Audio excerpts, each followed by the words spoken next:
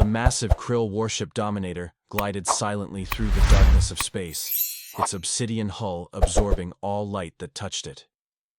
Commander Toll stood on the bridge, his 4 eyes narrowed as he studied the tactical display.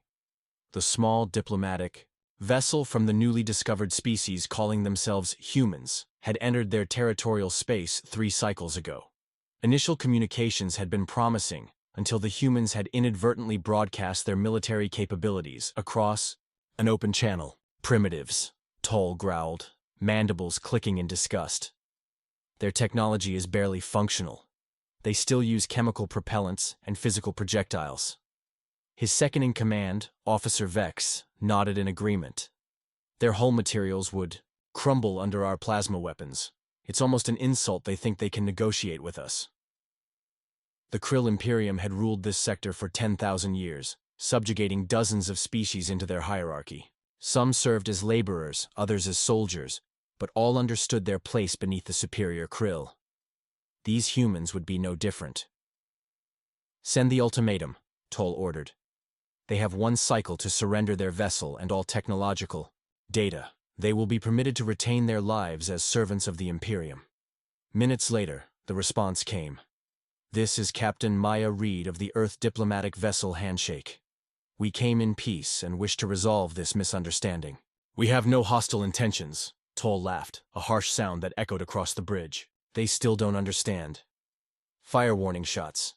Disable their propulsion systems. The Dominator's forward batteries spat purple energy that sliced through the void. The human ship attempted evasive maneuvers but was too slow. The diplomatic vessel's engines erupted in a brief flash of light and debris. Scans indicate their life support is intact, Commander, reported the weapons officer. They are adrift. Good, Toll replied. Now they understand the natural order. Send boarding parties to— Commander, interrupted the sensor officer, her voice tight with urgency. I'm detecting a spatial distortion at coordinates 339 Mark 47. Toll turned toward the main view screen just as space itself seemed to tear open. A swirling blue vortex appeared, growing larger by the second. The bridge crew fell silent, their usual confidence replaced by unease. What is that? Vex whispered. Before Toll could respond, a massive ship emerged from the vortex. It dwarfed the Dominator, its hull a patchwork of armor plating that gleamed dully in the distant starlight. Red warning lights pulsed along its flanks, and massive weapon emplacements dotted its surface. Impossible, Toll breathed. The humans don't have this technology. The communications array chimed, and a gruff voice filled the bridge. This is Admiral James Harker of the Earth Federation warship Retribution. You have fired upon an unarmed diplomatic vessel in neutral space. Stand down your weapons and prepare to be boarded. They bluff, Toll snarled, recovering his composure. 1 primitive warship against the might of the Dominator? Their arrogance will be their undoing. Charge all weapon systems. We will teach these humans the price of defiance. But as multiple weapon ports opened along the human vessel's hull, Toll felt something he had never experienced before. Doubt. The humans' technology was supposed to be inferior, their weapons primitive. Yet the readings from the massive ship contradicted everything the Krill knew about the species. Commander, Vex said quietly, perhaps we should consider— Silence, Toll snapped. No species defies the Krill Imperium. We attack now. Admiral James Harker stood on the bridge of the Retribution, his weathered face illuminated by the soft blue glow of holographic displays. At 63, he was one of the oldest active commanders in the fleet, a walking relic of humanity's turbulent past. He'd fought in the Sol System Civil War, the Mars Rebellion, and a dozen other conflicts that had forged humanity into a united force. Status report, he ordered, his voice calm despite the tension humming through the bridge. Lieutenant, Commander Elsa Park, his XO, responded immediately. The handshake reports minimal casualties, sir. Life support is functioning on emergency power, but they're dead in the water. The alien vessel, designated Bogey 1, has charged weapons systems and is targeting us. Harker nodded, studying the alien ship. The Retribution was no ordinary warship. It was humanity's first true battleship, built not to explore or to carry diplomats between stars, but to fight. After centuries of internal conflicts, humanity had finally united just in time to discover they weren't alone in the universe. The retribution was the insurance policy they'd hoped never to cash in. "Open a channel to the handshake," Harker ordered. Captain Reed's face appeared on screen, a trickle of blood running from her temple. "Admiral, thank God you're here. They attacked without provocation. Sit tight, Maya. We'll handle this." He turned to his tactical officer. "Analysis?" Lieutenant Joe's fingers danced across his console. "Their technology is advanced, sir, but not unbeatable. Energy signatures suggest plasma-based weapons, powerful but slow to recharge. Hull composition indicates excellent resistance to energy.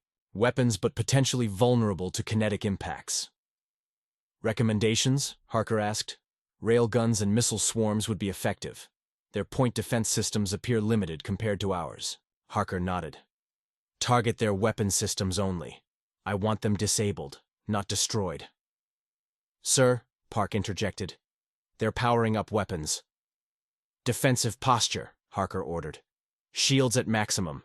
The alien vessel fired. Brilliant purple, energy lancing toward the retribution. The human battleship's shields flared blue where the plasma struck, absorbing and dissipating the energy. "Shields holding at 87%, Park reported. "They're preparing another volley."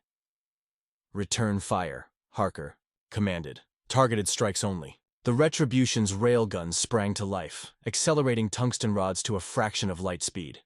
They streaked across space, punching through the alien vessel's hull with devastating precision. Secondary explosions blossomed where the projectiles struck. "Direct hits on their primary weapons array," Zhou reported. "They're attempting to rotate to bring secondary batteries to bear." "Launch Missile Swarm Alpha," Harker ordered. "Pattern Epsilon." Dozens of missiles erupted from the Retribution's launch tubes, their paths seemingly random until they converged in a complex dance designed to overwhelm enemy defenses. The alien ship managed to intercept some, but most found their targets, detonating against weapon emplacements and propulsion systems. "Sir, they're hailing us," Communications Officer Diaz announced. "On screen," Harker replied. The alien commander appeared, his 4 eyes wide with shock and fury. "How is this possible? Your technology should be centuries behind ours." "Perhaps you should have done your homework before firing on a diplomatic vessel," Harker replied evenly. "Stand down your remaining weapons and prepare to be boarded." "Never. The Krill bow to no one." "Then the Krill haven't met humans before," Harker said. "Final warning, stand down, or we will disable your vessel completely." The alien cut the transmission. "They're diverting power to their engines," Park reported. "Attempting to retreat." Harker's expression hardened. "Target their engines. They're not going anywhere until we get answers." Lieutenant Mira Novak checked her tactical armor one last time as the assault shuttle hurled toward the disabled Krill warship.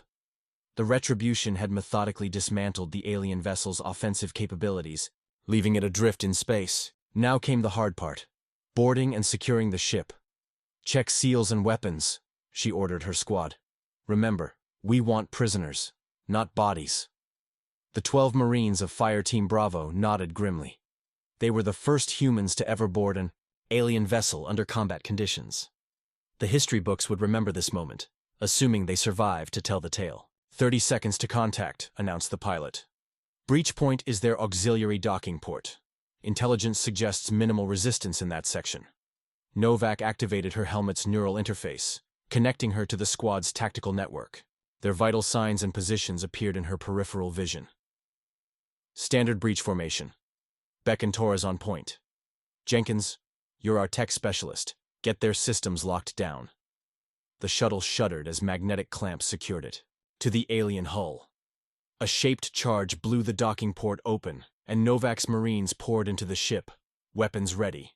The artificial gravity was still functioning, though emergency lighting bathed everything in dim purple. The air was breathable but carried an unfamiliar metallic tang that made Novak's nose wrinkle inside her helmet. "Contact front," Beck called out, dropping to one knee as insectoid figures appeared at the end of the corridor, firing energy weapons. That scorched the walls. "Non-lethal, if possible," Novak reminded her team as she fired her own weapon. A specialized pulse rifle designed to incapacitate rather than kill. The alien soldiers, if that's what they were, dropped under the barrage, their chitinous armor providing little protection against human weapons specifically designed to overcome advanced defenses. "Area secure," Torres reported as they bound. The unconscious aliens with flexible restraints. 6 tangos down, no casualties.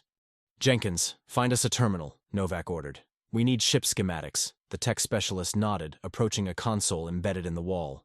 He attached a universal translation device, a marvel of human ingenuity that could decipher and interact with alien systems. Within moments, the device had penetrated the ship's basic security protocols. "Got it," Jenkins said. "Bridge is 5 decks up. Engineering is 3 decks down. Life support and critical systems are centralized, which matches our preliminary scans." "Any idea how many crew?" Novak asked. "Bioscan shows approximately 300 life forms, most concentrated around the bridge and engineering." Novak relayed the information to Admiral Harker.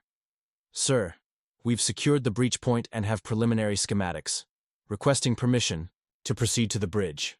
"Granted, Lieutenant," came Harker's steady voice. "Teams Delta and Echo are breaching at secondary points now. Coordinate your movements with them. Remember, we need their command structure intact for negotiations." "Copy that," Novak acknowledged. "Bravo, moving to secure the bridge." They advanced through the alien corridors, encountering sporadic resistance that grew increasingly desperate. The Krill fought ferociously but seemed unprepared for close-quarters combat against armored human marines. "They've never been boarded before," Torres observed as they secured another intersection. "Look at their defensive positions. All wrong. For internal security, stay focused," Novak warned. "Overconfidence gets you killed." As they approached the bridge, they encountered heavier resistance. Larger Krill warriors with more advanced weapons and armor. The firefight was intense but brief, the humans' superior tactics and coordination overwhelming the defenders. "Bridge, secured," reported Captain Lee of Team Delta through the comm. "Commander captured alive but injured. He tried to activate some kind of self-destruct sequence, but we stopped him in time." "Roger that," Novak replied. "We're securing the approach corridors." "Any sign of additional resistance?" "Negative. Most of the crew is surrendering now that their leadership is captured." Novak allowed herself a small smile. The first alien vessel, captured by humanity, with minimal casualties on either side. Not bad for a species the Krill had dismissed as primitive. "Admiral," she reported, "the ship is ours." Commander Toll sat in the makeshift brig aboard his own ship, 4 arms bound behind his back with strange restraints that seemed to adapt to his struggles. 2 human guards watched him impassively from across the room, their weapons held at the ready but not pointed directly at him. A subtle insult that suggested he wasn't even worth considering a threat. The door slid open and a tall human male entered. Unlike the soldiers in their armored suits, this one wore a simple dark uniform with minimal insignia. His face was deeply lined, his short hair gray at the temples. He carried himself with the unmistakable authority of a commander. "I am Admiral James Harker of the Earth Federation," the human said, taking a seat across from Toll. "Your name and rank?" Toll glared at him. "Commander Toll, 7th Battle Group of the Krill Imperium, and you are committing an act of war against the mightiest civilization in the galaxy." Harker showed no reaction to the threat. "Interesting perspective, considering you fired first on an unarmed diplomatic vessel in neutral space." "There is no neutral space, only territory the Imperium hasn't claimed yet," Toll spat. "How did you do it? Your species wasn't supposed to have this level of technology for centuries." A small smile touched Harker's lips. "That's the problem with your intelligence gathering, Commander. You observed our civilian and diplomatic vessels and assumed that's all we had. A dangerous assumption." "Impossible," Toll insisted. "Our intelligence is never wrong. We've been studying your transmissions for years." "Exactly," Harker said. "The transmissions we allowed you to intercept." Toll felt a cold sensation in his thorax. "You knew we were watching?" "Of course we knew. Humanity has been at war with itself for most of our history. Deception is second nature to us." Harker leaned forward. "While your spies were busy monitoring our public channels, our real technological development happened in isolated facilities, shielded from observation." It was a devastating revelation. The Krill had indeed been monitoring human communications for years, cataloging their apparent technological progress. Everything had indicated a species just beginning to venture beyond their home system, using primitive fusion drives and basic weaponry. But the diplomatic vessel, Tall began, was exactly what it appeared to be, Harker finished. We didn't lie about that. We genuinely wanted peaceful contact. But we're not fools, Commander. Humanity learned long ago not to explore without protection. The Retribution, Tall said, the name tasting bitter. Our first true warship, Harker confirmed. But not our last. Even now, the rest of our fleet is mobilizing. You cannot hope to stand against the full might of the Imperium, Tall insisted, though his conviction was weakening. We have thousands of warships, billions of warriors. Perhaps, Harker said. But there's something you should understand about humans, Commander. We've spent millennia fighting each other, perfecting the art of war against opponents with identical capabilities and intelligence. Every advance was immediately countered, every strategy analyzed and defeated.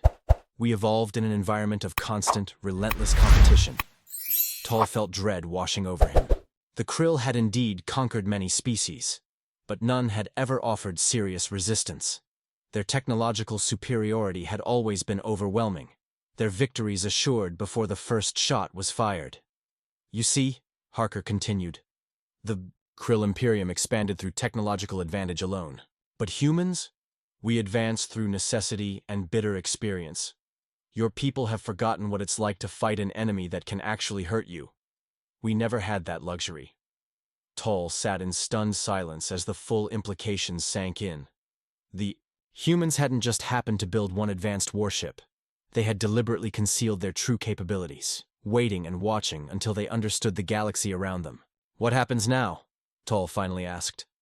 Now, Harker said, rising to his feet. We negotiate. As equals. Lieutenant Commander Park transferred the final data packets from the Krill ship's computers to the Retribution's secure servers. The encryption wasn't particularly advanced by human standards, another surprise considering the Krill's supposedly superior technology. Their overconfidence was their vulnerability, she explained to Admiral Harker as they reviewed the findings, in the secure briefing room. They never expected anyone to access their systems directly, so their cybersecurity is relatively basic. Harker scrolled through the translated star charts, his expression grim. According to this, the Krill Imperium spans over 300 star systems and has subjugated at least 27 distinct species. That matches what we've learned from interrogating the crew, contributed Intelligence Officer Reyes. The Krill operate on a strict hierarchy. They don't exterminate conquered species. They assimilate them as client races, each with specific functions within their empire. And where would they have placed humans? Harker asked. Reyes consulted her notes. Based on their initial assessment of our physiology and apparent technology level, we would have been classified as a Category 3 species, suitable primarily for labor with limited supervisory roles possible for exceptional individuals. Park couldn't help but smile at the irony. If they hadn't attacked the handshake, they might have maintained that illusion indefinitely. Their entire imperial structure is built on technological superiority, Reyes continued. They've never encountered a species that could challenge them militarily. Their conquest pattern is remarkably consistent. Observation, intimidation, demonstration of force, then subjugation. And their technology? Harker asked. Now that we've had a chance to examine it up close? Advanced, but not insurmountably. So, Park replied. Their FTL drive uses a different principle than our jump technology. More efficient for sustained travel but less capable of tactical jumps. Their weapons are powerful but draw enormous energy. Most importantly, they've had no real competition forcing them to innovate for thousands of years. While we've been trying to kill each other in increasingly creative ways since we climbed down from the trees, Harker mused. Essentially, yes, Reyes agreed. Human history is a continuous arms race. The Krill haven't had to adapt or improve significantly in centuries. Captain Reed of the Handshake spoke up from her position at the table. She'd been rescued along with her crew once the Retribution secured the area. So what do we do now? We can't fight an entire empire, no matter how complacent they've become. We don't have to, Harker replied. According to these records, the Krill rely heavily on their reputation. Their subjugated worlds stay in line because resistance seems futile. if news spreads that a single human warship disabled and captured a Krill cruiser. The whole system could destabilize, Park finished. The client species might see an opportunity. Precisely, Harker said. We need to negotiate from a position of strength, but we also need allies. The Krill haven't been overthrown because no single species could challenge them. But if several work together, with human technology and tactical support. You're talking about fomenting rebellion across an entire empire, Reed said, sounding both impressed and concerned. I'm talking about offering an alternative to perpetual servitude, Harker corrected. The Krill archives include detailed information about all their subject species. Some have been under their control for thousands of years. There's also information about other independent powers outside Krill space, Park added. Species that have managed to resist absorption either through isolation, technological parity, or other factors. Potential allies? Harker nodded. We need to reach out to them immediately. Commander Toll has finally realized the gravity of his situation, Reyes reported. He's ready to serve as an intermediary with his government. No, Harker said firmly. We don't negotiate through intermediaries. We'll return Commander Toll and his crew to Krill space along with our terms and evidence of exactly what happened. Here. Then we'll see how the Imperium responds. And if they choose war? Reed asked quietly. Then they'll discover that humans are very, very good at it, Harker replied. But I'm betting they're pragmatic enough to recognize a changing galaxy when they see one. The assembled officers nodded in agreement as Harker laid out his plan. For the first time in recorded history, the Krill Imperium would have to deal with a species as equals, or face the consequences. The Grand Council of the Krill Imperium convened an emergency session. The 7 supreme commanders of the Imperium's military forces gathered in the ancient Hall of Conquest. The chamber, with its towering pillars carved from the bones of vanquished foes and walls adorned with trophies from 1,000 subjugated worlds, had not hosted such an urgent meeting in over 500 years. Supreme Commander Kaz, the eldest, and most decorated of the council, activated the holographic display. The image of the human warship Retribution appeared, rotating slowly above the council table. 3 days ago, Kaz began, his voice reverberating through the chamber.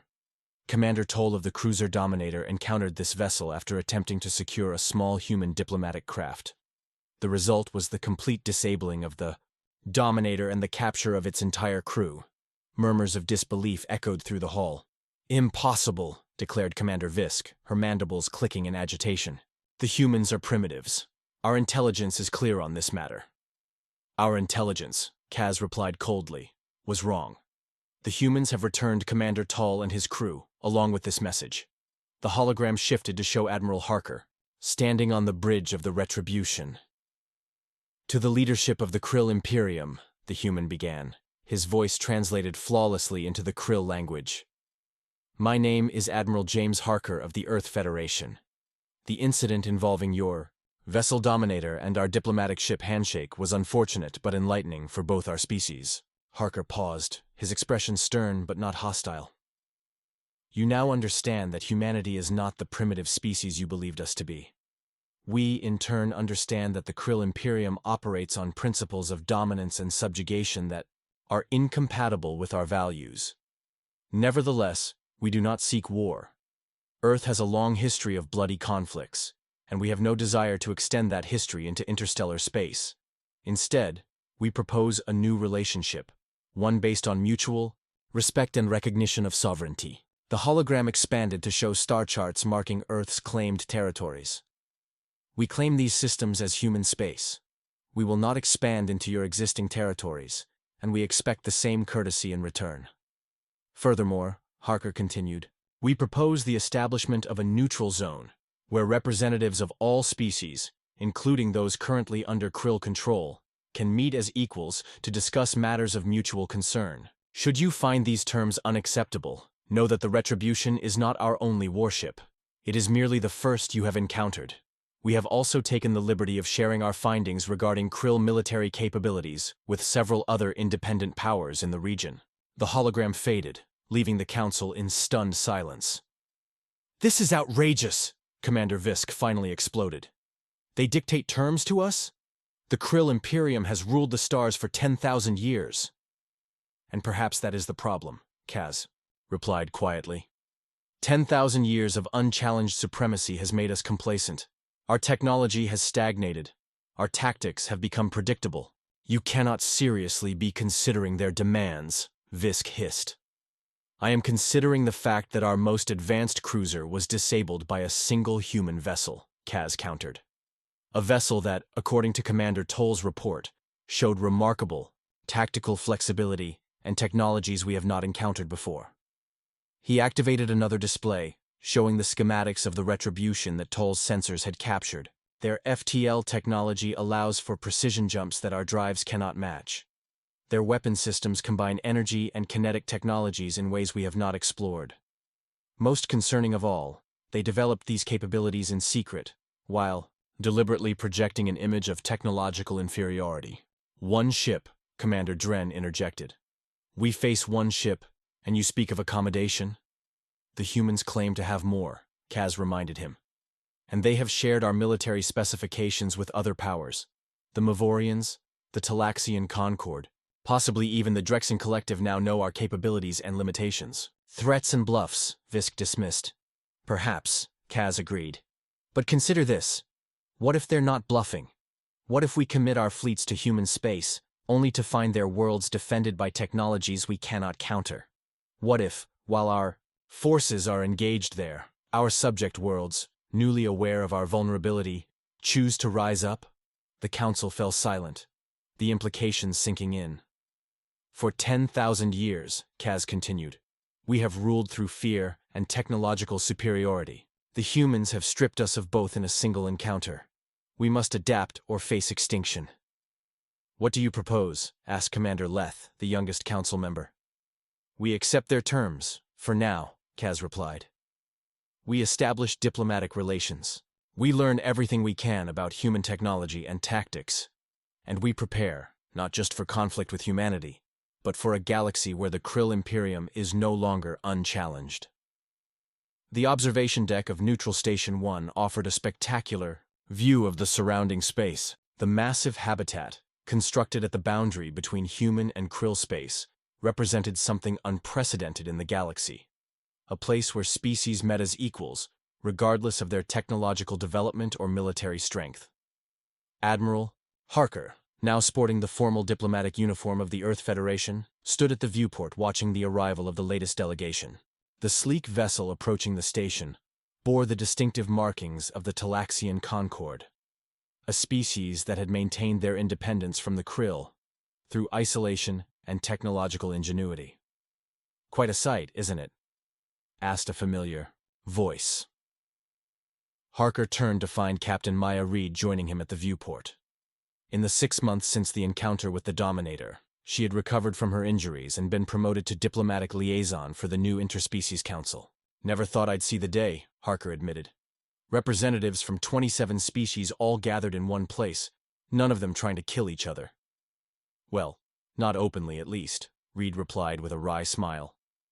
The political maneuvering is intense. The formerly subjugated species are forming blocs. The independent powers are jockeying for influence, and the Krill are trying to maintain whatever authority they can. And humanity? Harker asked. Strangely enough, we've become the mediators, Reed said. Nobody trusts the Krill, but most of the other species respect what we did, standing up to the Imperium without initiating a war that would have devastated the sector. A Krill delegation passed by, led by none other than Commander Toll, now serving as his species' junior representative to the Council. He nodded stiffly to Harker, not quite friendly, but acknowledging the human's role in the new order. The Supreme Council is still in denial, Reed observed once the Krill were out of earshot. They keep insisting this is just a temporary setback. Their economic reports show massive investment in military research and development. Let them try, Harker said. The galaxy has changed. The subject races have tasted freedom. The independent powers are forming mutual defense pacts. Even if the Krill develop new technologies, they can't put the genie back in the bottle. Speaking of technology, Reed said, lowering her voice, have you seen the latest reports from the Joint Talaxian Human Research Initiative? Their FTL theories combined with our practical applications could revolutionize interstellar travel within a decade. Harker nodded. That's the future I was hoping for. Not just humans standing alone against the Krill, but a genuine coalition of species, each contributing their unique perspectives and capabilities. The station's public address system chimed, softly. All delegates please report to the main council chamber. The plenary session will begin in 15 minutes. Duty calls, Reed sighed. The Mavorians are presenting their case against Krill reparations today. Should be interesting. As she departed, Harker remained at the viewport, watching the steady stream of ships arriving at the station. In the distance, the Retribution maintained its vigilant patrol, a visible reminder of humanity's commitment to the new order. His comm unit beeped with an incoming transmission. "Admiral," came the voice of Captain Lee, now commanding the Retribution. "Long-range sensors have detected unusual activity at the edge of charted space. Unknown signatures, possibly a new species or faction." "Acknowledged," Harker replied. "Continue monitoring but maintain distance. If they approach, initiate first contact protocols." "And if they prove hostile, sir?" Harker smiled grimly. "Then remind them what happened the last time someone underestimated humanity." As he turned to join the council meeting, Harker reflected on the irony of their situation. Throughout human history, philosophers and scientists had debated what might happen when mankind finally encountered intelligent alien life. Many had predicted that humans, as cosmic newcomers, would find themselves at the bottom of the galactic hierarchy. Instead, humanity's long, bloody history of conflict had prepared them uniquely for the challenges of interstellar politics. Their adaptability, their capacity for both cooperation and resistance, their tendency to conceal their true capabilities, all traits developed through millennia of fighting each other, had positioned them as a pivotal power in the new galactic order.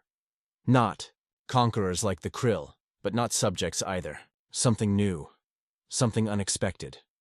Mediators, defenders, and when necessary, warriors who knew the true cost of war and thus sought to avoid it whenever possible. The warning that had spread throughout the galaxy still held true.